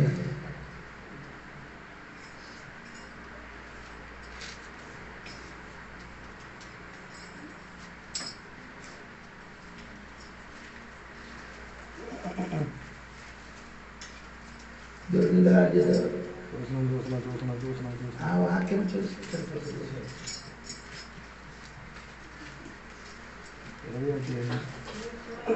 పోనండి. దొరకలేదు. పోనండి. నమ్ముతాను. మీకు అర్థమైంది కదా, సరిపోయింది. స్తోత్రం కలిగింది కాక. పోనండి. అలా చెప్పండి. ఇప్పుడు నేను చెప్పిన మన దేవుడు కొరకు చేస్తున్నదండి మర్చిపోవడానికి దేవుడు అన్యాయం కాదు. దేవునికి స్తోత్రం. అప్పుడు దేవుడు మమ్మల్ని మనం చేసిన ప్రతి పనికి దేవుడు మరి ఏం చేసిన పరిశీలి చేస్తుంది. దేవునికి స్తోత్రం. అది ఎట్లా అంటే ఈ గుమ్మం దాటి వెళ్ళిపోవాలి. దేవునికి స్తోత్రం. ఇప్పుడు నేను ఇప్పుడు చెప్పిన ఇర్మియా గ్రంథంలో 10 గుమ్మము, ఇర్మియా గ్రంథంలో 1 గుమ్మము, తర్వాత 2 రాజుల పుస్తకం 1 గుమ్మం, ఇలాగా మొత్తం కలిపి ఏం చేస్తున్నారు? 12 గుమ్మము. స్తోత్రం. అది చెప్పినప్పుడు మన 10 గుమ్మమే చెప్పుతున్నారు. స్తోత్రం. ఈ 2 గుమ్మం పేరు చెప్పరు. ఒకటి ఎఫ్రాయిం గుమ్మం చెప్పను, రెండవది ఏం చెప్పరు? మూల గుమ్మం. అది కూడా చెప్పండి. దేవుని బాకీ మిగిలిన 10 గుమ్మం గురించి మనం ఏం చేస్తున్నారు? వాక్యం ఏదో చేస్తున్నారు. దేవుని స్తోత్రం. చెప్పిన తప్పేం కాదు, కానీ అది చెప్పడానికి ఉన్న క్రమము ఈ 10 గుమ్మం చెప్పి మనము నేర్పించాలి. దేవుని స్తోత్రం చెప్పండి. హల్లెలూయా. దేవునికి స్తోత్రం కలిగి. అప్పుడు యెరూషలేములో వారు నివసించిన ఆ చుట్టూలున్న 12 గుమ్మం గురించి మీకు నా చెప్పారు. దేవునికి స్తోత్రం కలిగింది కాక. ఇది మన నేర్చుకున్న విషయంలో చూడండి. దేవునికి స్తోత్రం. విని తర్వాత చూడండి. దేవునికి స్తోత్రం. సమయం అయిందంటే 17 నిమిషాలు అయింది. స్తోత్రం. ఎసకేలు గ్రంథం చూడండి 47వ అధ్యాయము 1 నుండి చదవండి. అతడు మందిరపు గుమ్మమునకు నన్ను తోడుకొని వచ్చాను. మందిరము తూర్పు ముఖముగా ఉండేను. నేను చూడగా మందిరపు గడప క్రింద నుండి నీళ్లు ఉబికి తూర్పుగా పారుచుండెను. ఆ నీళ్లు బలిపీఠమునకు దక్షిణముగా మందిరపు కుడి ప్రక్కను క్రింద నుండి పారుచుండెను. పిమ్మట ఆయన ఉత్తరపు గుమ్మపు మార్గముగా నన్ను నడిపించి చుట్టూ త్రిప్పి తూర్పునకు పోవు దారిని బయటి గుమ్మమునకు తోడుకొని వచ్చాను. మనం చూడండి. ఇక్కడ గుమ్మము అంటే జీవ నది. అర్థం సార్? ఎక్కడ నుండి వచ్చిందండి? దేవాలయపు గడప గుమ్మము నుండి ఒక నది. వినండి. కాబట్టి నేను చెప్పుకోండి. 1000 పరిపాలన దినములు దేవుడి కొరకు ఒక దేవాలయం ఇక్కడ కట్టుతుంది. ఆ దేవాలయం కింద నుండి ఒక నది ఏమవుతుంది? ప్రవహిస్తుంది. ఆ నది పేరు జీవనది. ఏం నది అండి? జీవనది. దేవుడికి స్తోత్రం చెప్పండి. చెప్పండి. గూడారం యొక్క నది ఉంది. చెప్పండి. గూడారంలో ఒక పాత్రలో నీరు పెట్టారు. ఆ పాత్ర పేరు చెప్పండి. గంగాళం. గంగాళంలో ఏముందండి? నీరు ఉంది. దేవునికి ఆది కాండంలో ఒక నది ఉంది. ఒక నది పేరు ఒక నది వచ్చి ఆ నది ఏమైంది?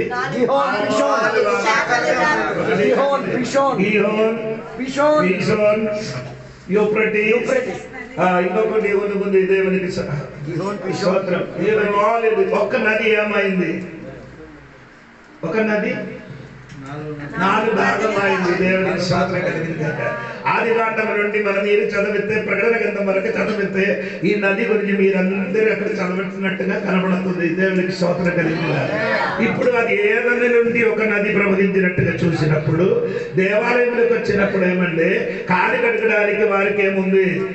దేవునికి స్తోత్రం గంగాళం పెట్టింది. సాలోమోను గారు దేవాలయం పెట్టినప్పుడు 12 ఎద్దుల మీద ఒక సముద్రం పెట్టారు. 12 ఎద్దుల మీద ఒక సముద్రం పెట్టారు. ఇప్పుడు ట్యాంకర్, ఇప్పుడు నీళ్లు తీసుకొని వచ్చిన ట్రాక్టర్ ఉంది కదా, అలాగా 12 ఎద్దుల మీదకి ఒక నది సముద్రం అని రాయబడింది. స్తోత్రం కలిగింది. 12 ఎద్దులు అంటే దేవునికి స్తోత్రం. ఆయన వెనక భాగం లోపలికి అయిపోయింది. వెనక భాగం ఎక్కడికి అయింది? లోపలికి. ఈ సముద్రం లోపలికి. ముందు భాగం అంటే బయటికి కనబడుతుంది. ఆ ముందు భాగం నుండి ఏమొస్తుంది? నోటి నుండి నీరు, నీటి నుండి నీళ్ళు వస్తున్నారు. దేవునికి స్తోత్రం. ఈ 12 ఎద్దులు ఎవరికి చూస్తున్నారంటే 12 అపోస్తల వారి వలన భూమికి ఎవరు వచ్చింది? పరిశుద్ధాత్మ దేవుడు అయిన శక్తి ప్రవహించడానికి కారణమైంది. ఇప్పుడు నేను చెప్పుకొని వచ్చిన మాట మరిచిపోకూడదు తల్లి. దేవునికి స్తోత్రం. ఇశ్రాయేలు ప్రజలు ఎడారిలో ప్రయాణం చేసినప్పుడు వారికి ఒక నీళ్లు తాగడానికి దేవుడు ఏం చేశారు? ఒక బండ దేవుడిగా చూపించారు. ఆ బండలకి ఏం చేశారు? మోసకి దేవుడు చెప్పాలి నీ కర్ర తీసుకొని ఏం చేయాలి? బండలకి ఏం చేయాలి? కొట్టుమని. ఇంకొకసారి అదే బండలకి దేవుడు చెప్పాలి మాట్లాడాలి. అది ఇది కొట్టాలి. అది చెప్పండి. కొందరికి కొట్టితే మాత్రం నీళ్ళు వస్తాయి. అర్థం కాలే వాళ్ళకి అర్థం కాలేదు. కొందరికి కొట్టితే, కొందరికి మాట్లాడితే. ఇద్దరు ఎవరు? రెడ్డి నేనే. ఎడారిలో ఉన్న వారికి కొట్టుతో ఏమవుతుంది? కొన్ని ఏం చెప్పాలి? నీళ్ళు అని చెప్తే ఆయన అర్థం చెప్పండి. కొందరికి భారం కొట్టితే మాత్రం కొంచెం డబ్బులు ఇస్తుంది. కొందరికి డబ్బు బండి చెప్తే వెంటనే నేను కొందరికి మాకు అర్థం ఏమన్నా పిల్లల 10,000 అక్కడ మీటింగ్కి ఖర్చు అవుతున్న 10,000 ఇవ్వాలని చెప్పినప్పుడు పిల్లలందరూ ఏం చేశారు? డబ్బులు ఇచ్చారు.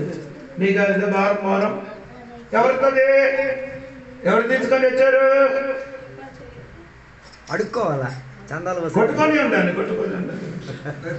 కొడితే కొద్దిగా ఇస్తారు. అదొకటి ఆత్మీయత. రెండవది ఒక అర్థం ఏమంటే సోదరి ఎడారిలో ఉన్న బండకి కొట్టినప్పుడు ఏమొస్తుంది? నీ కూడా అలాగా మారాలి. నేను ఎవరు తిట్టినప్పుడు కొట్టినప్పుడు ఏం రావాలి? మందరినీ రివర్సే వచ్చేస్తాయి. మళ్ళీ అది పేరుకి దేవుని పేర్లే. ఎప్పుడంటే నాన్న వెళ్ళింది లోపల ఉంది. నేను మన పెద్ద మీటింగ్ ఇక్కడ జరిగే రోజు ఎవరు వాక్య పరిచయం చేశారు. చెప్పిన తర్వాత ఏమంటే ఆడొచ్చాడు భార్యకి మూదులు ఆడుతున్నారు.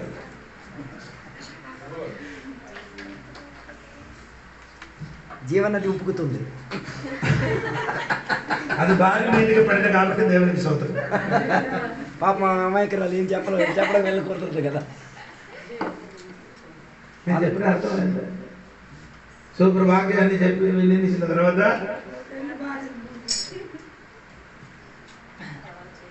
జీవనదులు ఉబ్బుకుతుంది. ఎవరైనా అడిగితే పేరు చెప్పడం మనం ఏం చూపిస్తారు? అక్కడ వరకు ఇక్కడే ఉన్నారు. నీ ఊళ్ళో ఉన్న సంగతి చెప్తే ఎవడని ఈ భూమిలో మీరు ఎడారిలో ఉన్నారు. వర్తమాన కాలంలో మీరు ఎక్కడ ఉన్నారు? ఎడారి నీ దగ్గరికి వచ్చి ఎవరైనా కొట్టితే ఏం రావాలి? స్తోత్రం. వారికి నిన్ను కొట్టిన వాడికి చల్ల నీళ్ళు ఇచ్చి పంపించండి. నిన్ను కొట్టిన వాడికి ఇలా చెప్తే నీకు అర్థం అవుదా? అంటే ఇలా చెప్తే అర్థమైంది. నిన్నెవరైనా ఉపద్రవిస్తే అది నువ్వు తెచ్చాను. ఇది అనగా విడది చెప్పక్కర్లేదండి. నిన్నెవరైనా కొడితే ఉపద్రవిస్తే వాళ్ళకి మంచి నీళ్ళు ఇవ్వండి. అలా కొట్టినప్పుడు నీ తిరిగి ఏమివ్వాలి? చల్లకి నీళ్ళు నీ చల్ల నీళ్ళు ఇవ్వకుండా వేడి నీళ్ళు అయ్యేది. అందరు ఉన్నారా? ఆ వచ్చినోడి కన్నా డబల్ స్పీడ్ లో ఈలు పరిగెడతారు. ఏసయ్యకి ఏసయ్య శిష్యుడు కాలు ఏం చేశారు? కడుగారు. చల్ల నీళ్ళు కడుగుతున్న స్తోత్రం. మరిగి నీళ్ళు వేసి కడిగేస్తారు. ఒకసారి వేడి నీళ్ళతో కడుగుతా మళ్ళీ కడగడానికి అందుకే ఆ పరిచయం లేవు ఇప్పుడు కాలంలో. ప్రేమకి సంతోషం లేనట్టుగా ఉంటుంది. వేడి నీళ్ళతో కడిగారు కదా.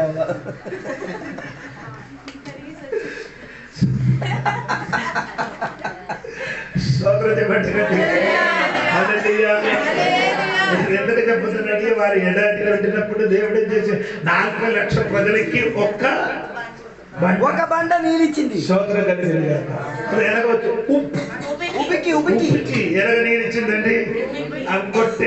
కొట్టిన బండ ఎరగ నీళ్ళు ఉబ్బికి నీళ్ళిచ్చింది. ఈనాటినే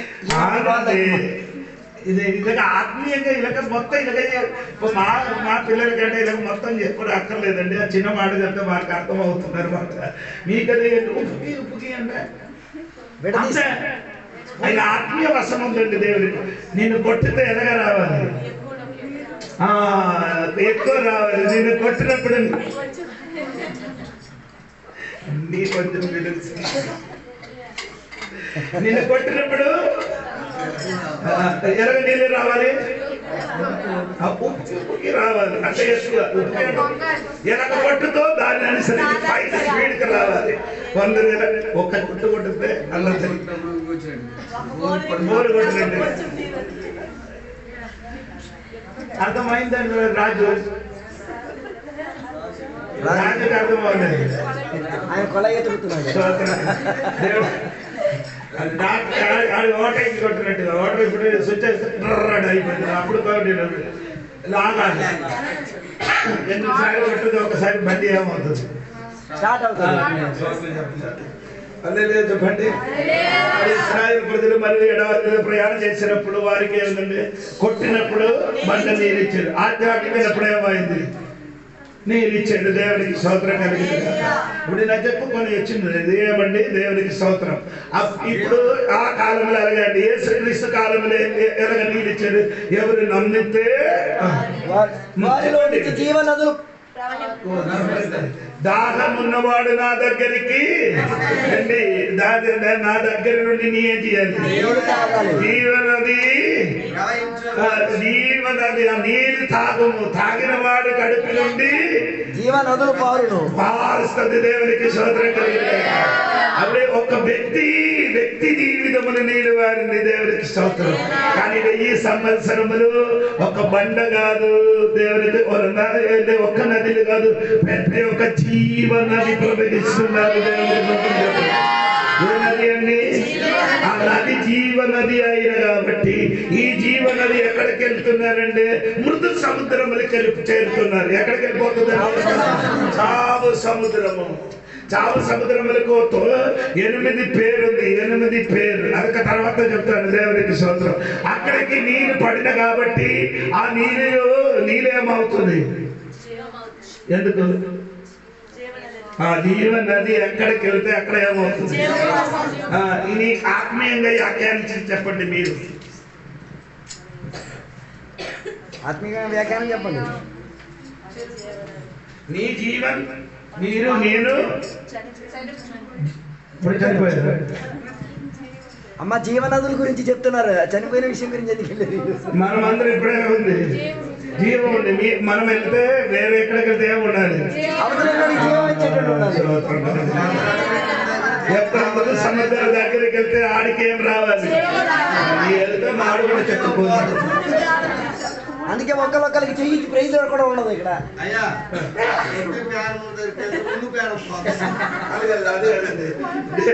దేవుడు చెప్పారంటే నా దగ్గరికి వచ్చిన ఏమవుతున్నారు? జీవం పొందుతున్నారు. ఇంకా యేసు ప్రభు చెప్పారు వారికి సమృద్ధి కలిగిన జీవం. జీవం ఉంది, అదే జీవము సమృద్ధి అండి అధికముగా. అదే పదార్థం అవుతుంది. రెండు కాలు చెయ్యి పని చేయలేని ఒక వ్యక్తి ఉన్నాను అనుకో, రెండు కాలు ఏమైంది, ప్యారలైజ్ అయిపోయింది. ఆడికేముంది, నేను ఆడి దగ్గరికి పాము వచ్చింది అనుకో, ఆడొచ్చిన పాము ఏం చేస్తారు, ఆడు పాము ఏం చేయను, ఆడొచ్చి ఆడు చేయని పని చేసి వెళ్ళిపోతుంది. ఒకటి చెప్పారంటే అక్కడ పులి నీ దగ్గరికి వస్తాయని చెప్తారు, పులి చేస్తే పులి నా దగ్గరికి ఆడు చేసుకొని మొత్తం వెళ్ళిపోతుంది. పని చేసుకుని వెళ్ళిపోతుంది. పులి ఏ పని చేశాను, ఆడు చేస్తాను, నీ అని చెయ్యక్కర్లేదంట. నేను చెప్పిన మాట సరిగా వినండి. రెండు చెయ్యి కాలు పని చేయలేని వాడి దగ్గరికి పాము వస్తాయి, ఏమవుతుంది, పాము వచ్చి ఏం చేస్తుంది, పొడిసని వెళ్ళిపోతుంది. నీ దగ్గరికి వస్తాయి, తిరిగి చంపేస్తాం. ఎందుకు, జీవం ఉంది కదా, సమృద్ధిగా జీవం ఉంది. అంగవైద్యం వచ్చిన వాళ్ళగా ఉంది. అందుకని ప్రకటన చెప్పలేదు, నీకు పేర్లు ఏముంది, నువ్వు పేరుకి జీవం ఉన్నాడే కానీ మృతుడు శవమే, పేరుకి బతుకున్నాడే. జీవిత విషయంలో వచ్చే శవం. జీవించుతున్న పేరు మాత్రం ఉండగానే నువ్వు మృతుడవే. అప్పుడే జీవనం ఉంది, కొంచెం కొంచెం చచ్చిపోయింది, బాకీ జీవనం ఉంది. అంగవైద్యం వచ్చేసింది. అందుకని ఈ నది ఎలాగంటే నది కాదు, జీవన్ నది. ఎక్కడికి వెళ్ళిపోతే ఏమైనా అవుతుంది, అక్కడ బాగుంది. సముద్రం పడిన అనుకో, ఆవిడ జీవన్ పొందుతుంది. దేవునికి నీ కూడా జీవన్ పొందినట్టు బిడ్డలకు మారండి. ఈ రోజుల్లో బాప్తిసం పొందిన బిడ్డలు ఎక్కడికి వెళ్తే ఎనక ఉండాలి. వారు చచ్చిన వాళ్ళ దగ్గరికి, ఆత్మీయంగా చచ్చిపోయిన వాళ్ళ దగ్గరికి వెళ్తే ఆ వారు కూడా ఏమవ్వాలి, జీవన్ కలిగిన బిడ్డలకు మారినట్టుగా నీ జీవించే. కానీ దేవుడి సంగమా, ఈ పగల దేవుడి రాత్రి కాలంలో చెప్పబడిన సూత్రం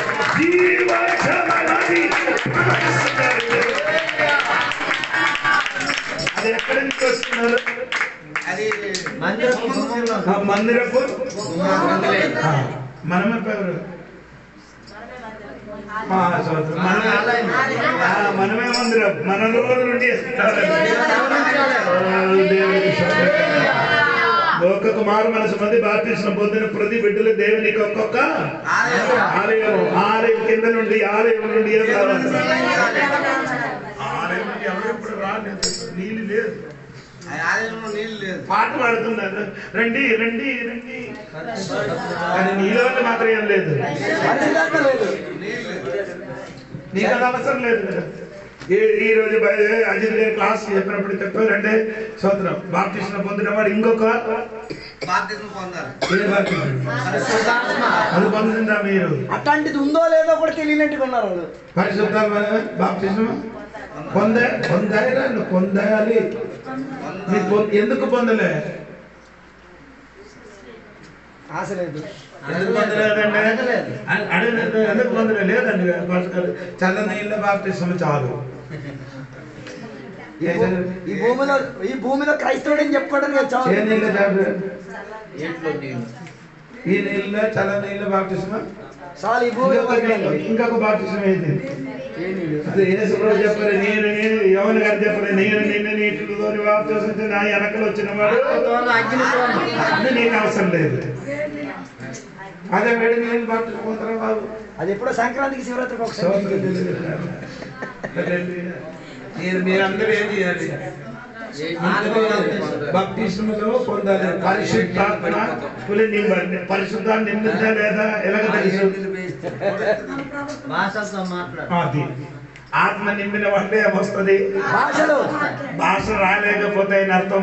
ఆయనతో మాట్లాడలేదు, నీ భాష నీ భాష, మీ డాడీతో మీరు మాట్లాడలేదు, అన్ని భాషతో మాట్లాడుతున్నవాడు దేవునితో మాట్లాడుతున్నాడు. పరిశుద్ధాత్మ నింపబడితే నీకు ఏమైనా వస్తుంది, అన్య భాషలో అందరూ చెప్పండి, కొందరు చెప్పినట్టు పరిశుద్ధాత్మ మాట అందరూ దెయ్యం పట్టిన దెయ్యం అంటే ఆగిపోయి ఎప్పుడు ఆగేంద్ర ఆడి చెప్పాలి. ఎప్పుడు పరిశుద్ధాత్మ వచ్చింది నేను ఆయన చెప్తాను, ఎప్పుడు ఆగిపోయింది ఆడి చెప్పాలి. పరిశుద్ధాత్మ దేవుడు వచ్చిన మీకు అందరికీ తెలుసు కదా. అపోస్తల కార్యము 2వ అధ్యాయము 1-2 కింద తిన్నప్పుడు పరిశుద్ధాత్మ దేవుడు ఏమైనా చేశాడు, పైన దిగి ఎప్పుడే ఆగిపోయింది. అక్కడే అక్కడ ఆగలేదు మరి పరలోకం సంఘాన్ని తీసుకెళ్ళేంత వరకు బాగా ఆగింది, మనకు ఆగింది. అది కరెంట్ లేదు. అవును. ఇదని ఈ కొందరు ఎలా చేస్తున్నారంటే టీవీలన్నీ చెప్తున్న పరిశుద్ధాలు ఆగిపోకడు, ఇద్దరు పాస్టర్ కూర్చి ఏం చేస్తున్నారు, ఆగిపోయింది పరిశుద్ధాలు కూడా చెప్పండి, దయ్యం అంట ఈడు సోదరు. అసలు దయ్యం అని ఈడు చూసే ఈడు బట్టలు చింపుకొని పారిపోతుంది సినిమా లాగా. చీమలు కాదు, ఇద్దరు యాజకుడు ఇద్దరు కొడుకులు వెళ్ళారు దెయ్యం వెళ్ళగొట్టడానికి వెళ్ళినప్పుడు, దెయ్యం ఆడు మీద పడి పోయినప్పుడు బట్టలు చింపి ఆడ ఏం చేశారు. నేను చెప్పరా నిజమండి, దెయ్యం అనేగా బయటకు వచ్చినప్పుడు చెప్పారు, మీరండి మీరు రండి ప్రార్థన, నేనే రాను. హలో, పరిశుద్ధాత్మ దేవుడు మనలోకి దిగి వచ్చినప్పుడు మన అన్ని భాషలు మాట్లాడు, మన దెయ్యం పట్టిన వాడు కాదు, మనం అందరూ ఆత్మలో అన్ని భాషలు ఆడది. అందుకని ఎందుకంటే నీ ఆత్మ నింపుతల లేను కాబట్టి చిన్న చిన్న విషయం వచ్చినప్పుడు నీ ఏమవుతుంది, వాడిపోతున్నారు, ఎండిపోతున్నాం. చిన్న చిన్న విషయం వచ్చినప్పుడు ఊరోళ్ళందరూ తిరగబడిపోతే పేదన చేపల మీదకి రాళ్ళతో కొట్టినప్పుడు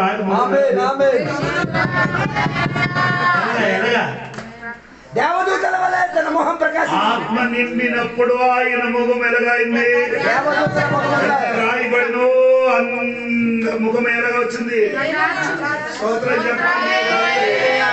చెప్పిన పరిశుద్ధాత్మ నదిలోకి నీ దిగితే నీ బ్రతికినట్టుగా ఉంది. సోదరం, ఈ నదిలో మనం ఏం చేయాలి, ముడిగాలి, భాషతో మాట్లాడాలి, సంఘంలో వరములు రావాలి, 9 వరములు సంఘములు బిడ్డలు పొందాలి. దేవుడు మనకు వరము ఫలం ఇవ్వడానికి రెడీ ఉంది, పొందుకోవడానికి ఎవరు లేడు, సంఘబిడ్డలు లేరు. ఒక్క వాక్యం చదివి ఆపిస్తుంది. 1 కొరింథీ 14 మొదటి వచనం చూడండి. ఓకే, ప్రేమ కలిగి ఉండుటకు ప్రయాసపడుడి, ఆత్మ సంబంధమైన వరములను ఆసక్తితో అపేక్షించుడి. ఏడమ్మా ఏడండి, ఆసక్తి, ఆసక్తితో ఏం చేయాలి, అపేక్షించాలి వరకు నీ వరములు పొందడానికి దేవుడి సన్నిధిలో ఏం చేయాలి, ఆసక్తి చూడాలి. దేవా ఫలం ఇచ్చారు కదా, నాకేం కావాలి, వరం కావాలని దేవుడి సన్నిధిలో మరి నీ కన్ను మూసుకొని ప్రార్థన చేసి వేడరా నీకేమవుతున్నారు, వరములు ఇచ్చారు. దేవునికి స్తోత్రం.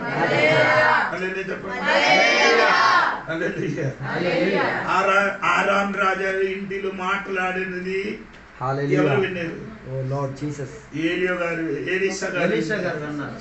ఎవరి ఇంటిలో మాట్లాడినది, రాజుగారు తన ఇంట్లో మాట్లాడింది. అది రాజ్యం, రెండు ప్రదేశంలో ఉన్న 2 వ్యక్తులు, ఒక్కడు ఆడ ఇంటిలో మాట్లాడింది, ఇక్కడ నుండి ఆడ ఏం చేశారు, ఎలా విన్నారు. దేవుడు ఆత్మశక్తితోని ఆ మాటలన్నీ విండినట్టుగా పరిశుద్ధాత్మ దేవుడు నీలో నిలుకొచ్చినప్పుడు నీకు రహస్యమైన గూఢమైన సంగతి దేవుడు నీకే చేస్తుంది. దేవుడికి దానియేలు తన సంఘ బిడ్డలు కూడా ప్రార్థించినప్పుడు ఏమైందండి, ఆ బొమ్మకి అర్థము దానియేలు తెలియపరిచేది. నీకు అర్థమైంది లేదో తెలియదు. దేవుడికి స్తోత్రం కలిగింది కాక. దానియేలు ఇంకేం చేశారు, ప్రార్థన చేశారు, మెనే తకేలు రాశారు. అది చదవి ఆడికి వినిపించేది అర్థము ఎలాగైందండి, ఆత్మ వశుడిన అయినప్పుడు పరిశుద్ధాత్మ ఉన్న కాబట్టి దేవునికి స్తోత్రం కలిగింది.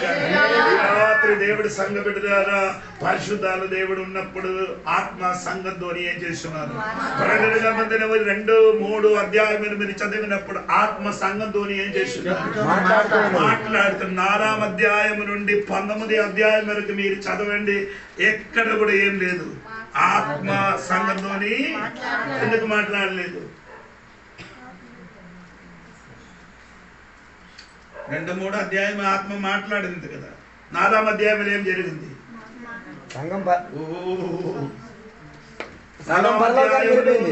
ఏం జరిగిందండి చదవండి. 4వ అధ్యాయంలో దేవుడు చేయని పని వినండి.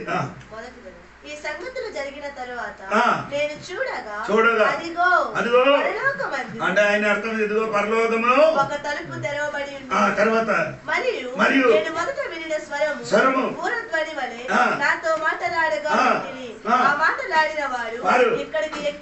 అదేంటే సంఘానికి పిలిచున్నారు, 7 సంఘానికి పిలిచి ఇంకా భూమిని నీ ఏం చేయకూడదు, నీ ఏం చేయాలి, ఎక్కువమో పరిశుద్ధాత్మ దేవుడు సంఘంతో తీసుకొని అక్కడికి వెళ్ళిపోయింది. నీ భూమిలో ఎవరు ఉండరు, ఆత్మ ఉండరు. అదే చెప్పు, అది సంఘం ఉండే ఆత్మ ఉంటుంది. దేవునికి స్తోత్రం కలిగింది. చెప్పుకొని వచ్చినది 4వ అధ్యాయంలో 19వ అధ్యాయం వరకు ఏం లేదు. పరిశుద్ధాత్మ దేవుడు భూమిలో ఏం చేయలేదు, లేదు. దేవునికి స్తోత్రం కలిగింది. ఇప్పుడు మనతోని సంఘ బిడ్డలతోని వ్యక్తితోని పలకరించిన బట్టి 2, 1 పరిశుద్ధాత్మ దేవుడు, 2 దేవుని వాక్యం. ఈ 2 వ్యక్తులు మనకి ఈ కాలంలో ఏం చేస్తున్నారు, మాట్లాడుతున్నారు. వాక్యం మాట్లాడుతున్నారు. 2 పరిశుద్ధాత్మ దేవుడు నీ వ్యక్తి మన జీవితములు దేవుడు ఆత్మ నీతో ఏం చేస్తున్నారు, మాట్లాడుతున్నారండి. దేవుడు ఈ రాత్రి నేను ముగించడానికి వెళ్ళిన ముందుకు మరలా ఒకసారి కూడా చెప్తున్నారు, మీరందరూ పరిశుద్ధాత్మ నింపబడి అన్య భాషలు ఏం చేయాలి, స్తోత్రం కలిగింది. నీకు దాహం కావాలి, దాన్ని నీళ్ళు తాగడానికి ఏం కావాలి, ఆశ కాదు, దాహము. దుప్పి ఉన్నవారి మనే 42 కీర్తన మరి ఏం చేయను, దుప్పి అనగా దాహం దొరకకుండా అలాగా మనకు కూడా దాహం ఉండాలి. దేవునికి స్తోత్రం హల్లెలూయా చెప్పండి. దాహించిన వాడికి దేవుడు నీళ్ళు ఇస్తాడు. దేవునికి స్తోత్రం. దేవుడికి దాహించిన వాడు నా దగ్గరికి ఫ్రీగా దేవుడు నీకు ఇస్తాడు. ఈ రాత్రికి దాహంగా పరిశుద్ధాత్మ నదిలో పొందడానికి, పరిశుద్ధ అభిషేకం పొందడానికి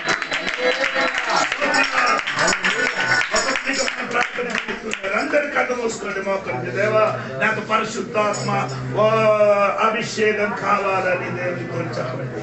నా జీవితం ఇంకా అభివృద్ధి చెందడానికి, ఈ శాతాన్ని జయించడానికి, శరీర క్రియలు జయించడానికి, పాపములు జయించడానికి నాకు పరిశుద్ధాత్మ అభిషేకం కావాలి. యేసయ్యకి పరిశుద్ధాత్మ శక్తితో అభిషేకం చేయనట్టుగా నాకు కూడా అటువంటి అభిషేకం కావాలని కన్నీరుతో ప్రార్థన చేయండి. స్తోత్రం స్తోత్రం ప్రార్థన చేయండి. దేవా నాకు పరిశుద్ధాత్మ వరములు కావాలని, నన్ను నింపుమని దేవుని ప్రార్థన చేయండి. మనల్ని మనం సమర్పించుకున్న దేవుని సన్నిధిలో సమర్పించుకున్నాం. ఈ రాత్రి పరిశుద్ధాత్మను అడిగిన వారికి ఎంత అధికముగా పరిశుద్ధాత్మను ఇచ్చుకోగలిగిన దేవుడు ఈ రాత్రి ఆశపడి దేవా నీ ఆత్మ, నీ ఆత్మిక ఫలములను, ఆత్మిక వరములను నాకు ఇచ్చి తీరును. దేవా నీవు మా కొరకు ఉండి బట్టి ఈ లోకంలో జీవించి తీరడానికి ఆత్మ అభిషేకాన్ని మాకు ఇచ్చినట్టు ఈ రాత్రి నీ సన్నిధిలో, దేవుని యొక్క సన్నిధిలో మనం తగ్గించుకోగలిగి తీరుతుంది. సంఘం ఏకముగా కూడి వచ్చిన చోట్ల పరిశుద్ధాత్మ శక్తి దిగి వచ్చినట్ల ఈ రాత్రి వేళ దేవుని యొక్క సన్నిధిలో మనం సమర్పించుకుంటే దేవా సంఘం ఎప్పుడెప్పుడు కూడుతున్నదో అప్పుడప్పుడు అపోస్తలుల 2వ అధ్యాయంలో దిగి వచ్చిన డైనమైట్ శక్తి దిగి వచ్చి తీరాలి. ఆత్మశక్తికి ఉన్న తీవ్రత దిగి వచ్చి తీరాలి. దేవా మేము శారీరక క్రియలతో మేము చేసిన పనులు కాదు దేవా, ఆత్మస్పందనతో అనే పని చేసి తీరడానికి దేవుని యొక్క సన్నిధిలో మనం సమర్పించుకుందాం, ప్రార్థన చేస్తాం. పరిశుద్ధ మహోన్నతుల దేవానికి వందనాలు తెలియజేస్తున్నాం.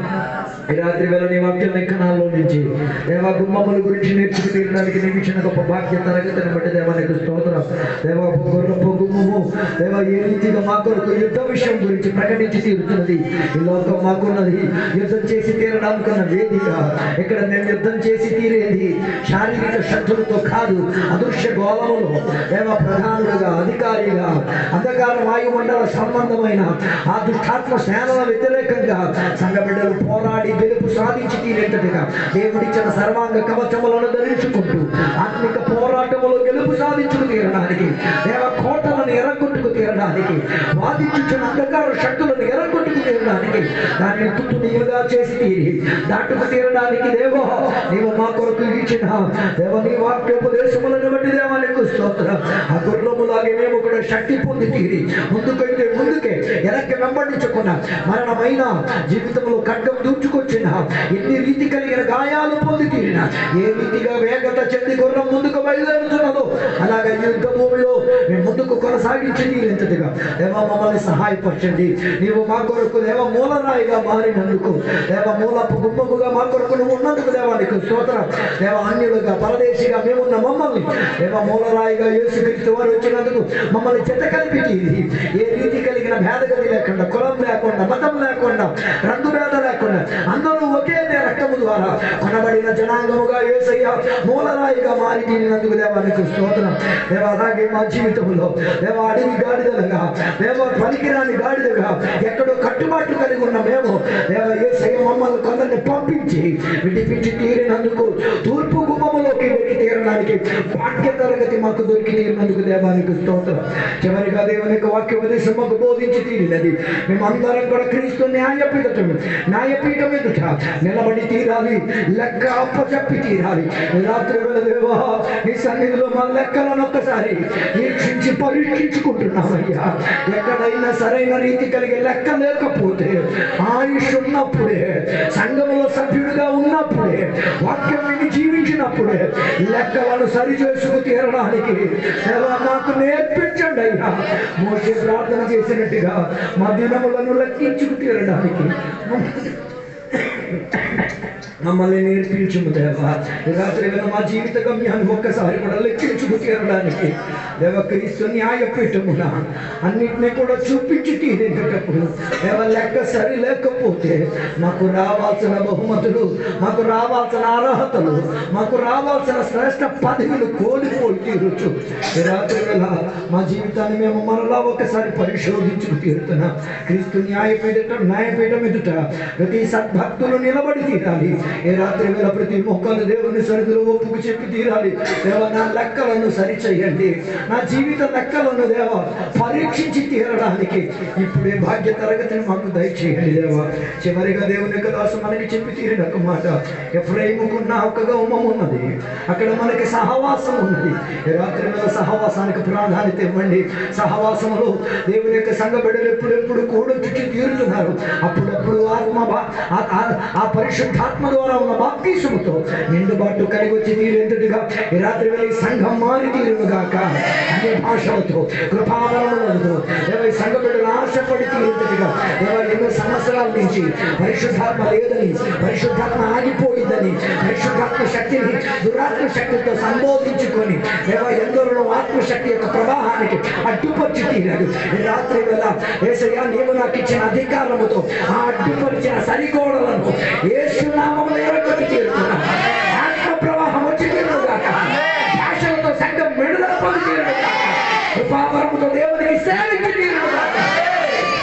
దానికి అభ్యంతరపరిచి తీరిన వాక్య సందేశాలు, దానికి అభ్యంతరపరిచి తీరిన ఆత్మిక ప్రక్రియలు రాత్రి వేళ ఇరిగినందుకు దేవానికి దాని ద్వారా దేవాలయంలో నుంచి జీవనదులు పారొచ్చి తీరినట్ల రాత్రి వేళ సంఘము లోపల పరిశుద్ధాత్మకున్న జీవనది ప్రవహించి తీరాలి.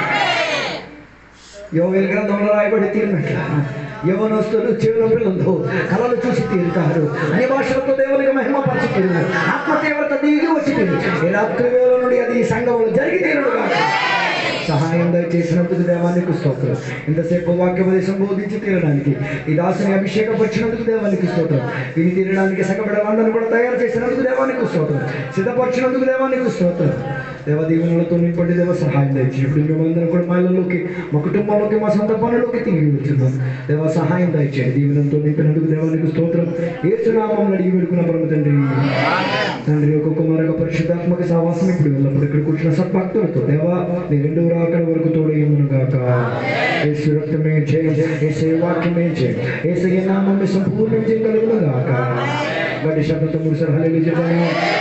ఇంకోసారి గట్టిగా, చివరిగా గట్టిగా దేవుని ప్రార్థన ఆలకిన మేము సోదరులుగా, దేవుని సంఘబిడ్డల అప్పులను మార్చడం సోదరులుగా, రోగగ్రాంతులైన రోగాలు మానవులుగా సోదరులుగా, ఆత్మశక్తి బాప్తిస్తున్న దిగుతున్న సోదరులుగా, అందరూ అన్ని భాషలతో దేవునికి స్తోత్రం చేసిన దేవుని సోదరులుగా మారానాథ యేసయ్య తోడుగా ఉన్నావు. దేవుని దీవించుగాక. అందరికీ వందనాలు.